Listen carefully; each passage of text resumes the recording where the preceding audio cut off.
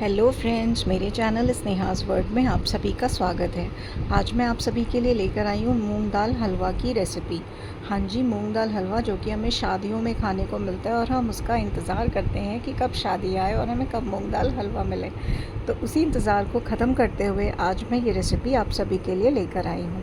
लेकिन उससे पहले अगर अभी तक आपने मेरे चैनल को लाइक सब्सक्राइब नहीं किया है तो प्लीज़ लाइक सब्सक्राइब कर लीजिए, बेल आइकन दबा दीजिए, जिससे मेरी रेसिपीज़ आप तक यूँ ही पहुँचती रहें। तो चलिए चलते हैं किचन में और देखते हैं मूंग दाल हलवा की रेसिपी। यहाँ मैंने 1 कटोरी मूंग दाल रात भर के लिए भिगो ली थी और फिर मैं यहाँ पर एक पैन ले रही हूँ और इस मूंग दाल को मैं अच्छी तरह से सूखने तक, जब तक पानी पूरी तरह से सूख ना जाए तब तक हम इसको लो फ्लेम पे लगातार चलाते रहेंगे। इसका पानी ऐसे धीरे धीरे सूखने लगेगा और जो दाल है उसका जो कलर है वो हल्का सा ब्राउन हो जाएगा।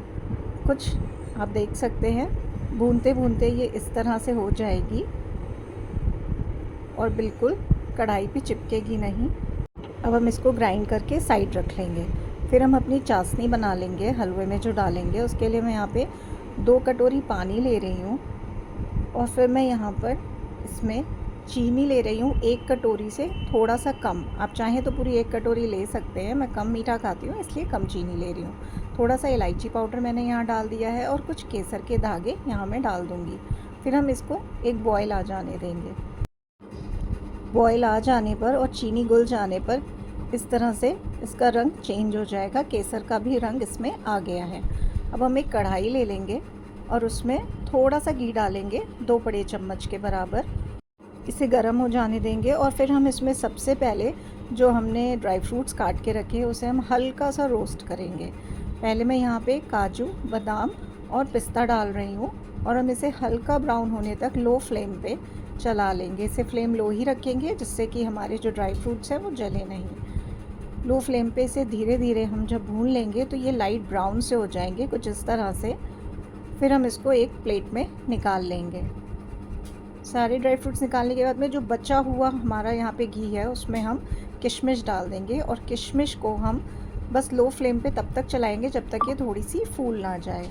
किशमिश जब इस तरह से फूल जाएगी तो हम इसको भी एक प्लेट में निकाल लेंगे। फिर हम यहाँ पर लगभग आधी कटोरी घी डाल रहे हैं और थोड़ा सा घी हमने यहाँ पर रोक लिया है।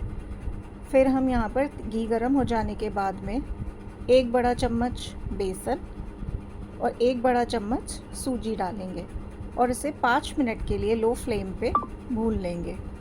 लगातार चलाते हुए भूनेंगे जब तक कि इसका कलर जो है वो हल्का सा चेंज ना हो जाए। जब कलर कुछ इस तरह से लाइट ब्राउन सा हो जाएगा तब इसका मतलब हमारा बेसन और सूजी भुन गया है। अब हमने जो मूंग की दाल रखी हुई थी पीस के, वो हम यहाँ पर इसमें डाल देंगे। फिर हम इसको लगातार चलाएंगे। मूंग दाल हमें डालने के बाद में इसे बहुत ज़्यादा नहीं चलाना पड़ेगा क्योंकि हमने पहले ही मूंग दाल को बहुत ज़्यादा देर तक भूना था, इसलिए अब यहाँ पर इसमें इतनी मेहनत नहीं लगेगी जो कि हमें बाकी हलवों में लगती है। तो अब हम इसे यहाँ पर थोड़ा सा मूंग दाल भूनते हुए चलाते रहेंगे।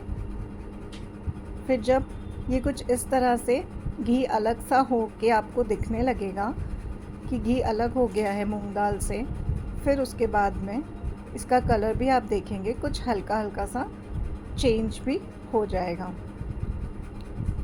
ऐसे ये इस तरह से दिखने लगेगा। इसका मतलब जो हमारा मूंग दाल है वो पूरी तरह से भुन गया है।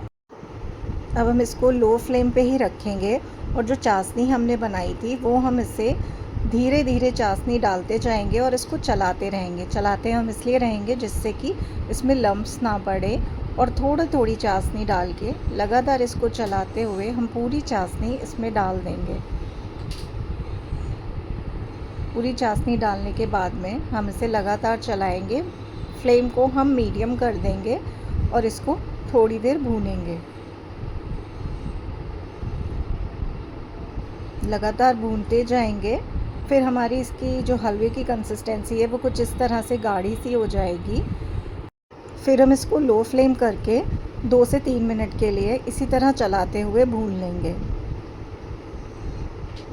लगातार चलाते हुए भूनने के बाद में हलवा आप देख सकते हैं कुछ इस तरह से कढ़ाई से हट जाएगा, बिल्कुल भी नहीं चिपकेगा, कढ़ाई को छोड़ देगा। इसका मतलब जो हमारा हलवा है वो बिल्कुल परफेक्ट बन के तैयार हुआ है और बहुत अच्छे से भुन भी चुका है। ये देखिए, ये बिल्कुल कढ़ाई पे नहीं चिपक रहा है। अब हम जो हमने ड्राई फ्रूट्स तल के अलग रखे हुए थे वो हम यहाँ पर इसी टाइम पे हलवे के ऊपर डाल देंगे। सारे ड्राई फ्रूट्स हम हलवे पे डाल देंगे और उसके बाद हम इसको फिर से लो फ्लेम पे ही 1 से 2 मिनट के लिए भून लेंगे। लगातार चलाते हुए हम इसको 1 से 2 मिनट के लिए भून लेंगे। हलवे का रंग और हलवा बहुत ही बढ़िया बना है, आप देख सकते हैं, बहुत टेस्टी लग रहा है देखने में ही। अब हम यहाँ पर लास्ट में डालेंगे बचा हुआ घी, जो हमने थोड़ा सा घी बचाया था। आपने देखा होगा मेरी सारी रेसिपीज़ में मैं थोड़ा सा घी ज़रूर बचा लेती हूँ और वो बाद में डालती हूँ, जिससे कि बिल्कुल ही एक अलग टेस्ट आता है हलवे में और आप कह सकते हैं ये गेम चेंजर का काम करता है। मैंने आटे के हलवे, सूजी के हलवे और आज मूंग दाल हलवे में भी यही किया। आप देखिए ये कैसे कढ़ाई को छोड़ दे रहा है और आराम से बोल में ट्रांसफ़र हो रहा है। हलवा हमारा बहुत परफेक्ट बनकर तैयार हुआ है। अब आप इसे एंजॉय करिए और मेरी रेसिपी अगर पसंद आ गई हो तो प्लीज़ लाइक सब्सक्राइब कर दीजिएगा और बेल आइकन दबा दीजिएगा। Thank you.